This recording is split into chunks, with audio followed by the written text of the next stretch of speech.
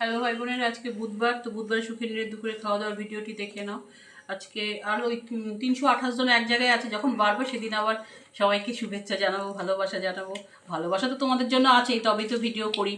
এই মাছের ঝোল হয়েছে, এটা হচ্ছে কাতলা মাছ, ঝাল করেছি ভাই বোনেরা, আলু ফালু দিইনি, আলু খেতে ভালো লাগছে না। ফুলকপি আলুর তরকারি, কালো জিরে ফোড়ন লঙ্কা চিড়ে দিয়ে, আর টক দই। টক দইটা তো এখন মাস্ট, প্রতিদিনই থাকবে আশা করি, শুধু শুক্রবার ছাড়া।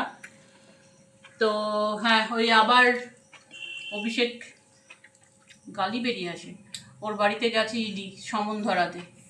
তা তৃণমূল দলটা তো ভেঙেই গেল, দেখলে তো। তো এক পুত্র স্নেহে দলটাকেই মা শেষ করে দিল। ভাই বোনেরা, সন্তানকে না ভালোবাসবো, অবশ্যই ভালোবাসবো, কিন্তু তার মধ্যে লিমিটেশন থাকবে। ভুলটাকে তার ভুল বলতে হবে, তার সব আবদার আমি মেনে নেব না।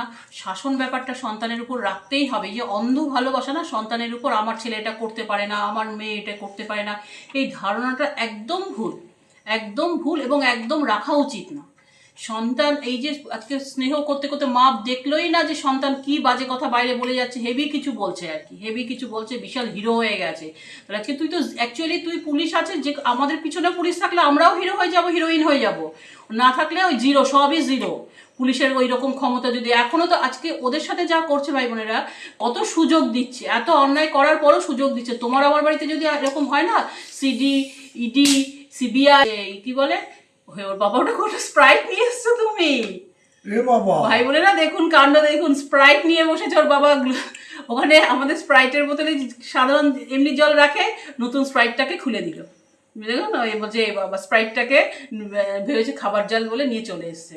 তো সিবিআই, সিআইডি সবই তো ঢুকেছে, সবই তো ঢুকেছে। কিন্তু আমাদের বাড়ি হলে কি বলুন তো, লাথি মেরে দরজাটা ভেঙে দিত। আর কালকে দেখলেন তো সুরেন্দ্রনাথ কলেজে কত কি বলবো, নোংরা নোংরা জিনিসপত্র, টাকাগুলোকে তো মানুষ খেতে পাচ্ছে না, বাড়ি করতে পারছে না, রাস্তাঘাটে পড়ে আছে। আর এরা টাকা তোলা তুলেছে স্টুডেন্টদের থেকে, আর টাকাগুলোকে নষ্ট করেছে।